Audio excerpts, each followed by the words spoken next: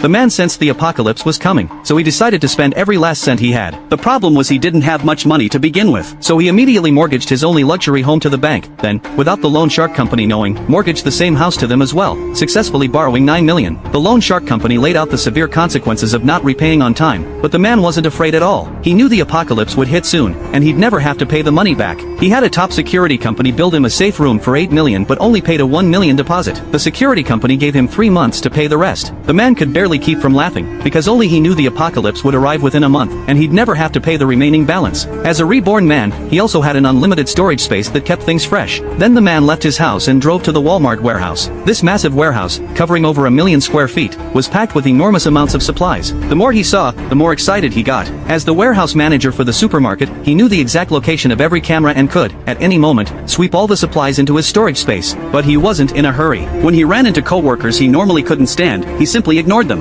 He knew they would all die horribly in the apocalypse, and he wasn't going to waste his energy on people who were as good as dead. Then he checked into a 5-star hotel. The prices were high, but the man didn't care, because cash would soon be worthless. That night, Lisa texted him. She had noticed he was stocking up on supplies and renovating his home, and she asked if some disaster was coming. The man realized Lisa was a smart but dangerous person, so of course he didn't tell her the truth. Over the next few days, besides buying survival essentials, he practiced archery. He got to the point where he could hit a target from 15 meters away. A week later, the security company called to say the safe room was ready. The walls were made of aviation-grade alloy panels, and the ventilation system, heating system, and 300 cameras were all in place. The man went to the balcony. The glass doors had been replaced with top-tier bulletproof glass. Even if the whole building collapsed, his room would remain intact. The security company reminded him to pay the remaining balance within 3 months. The man cheerfully agreed. When his neighbors saw him stockpiling large amounts of drinking water, they made fun of him, saying he'd lost his mind. After all, they lived in a coastal city, which never lacked water, even in dry seasons. The man ignored them. A security guard, a former soldier who in the past life had sacrificed himself to save others,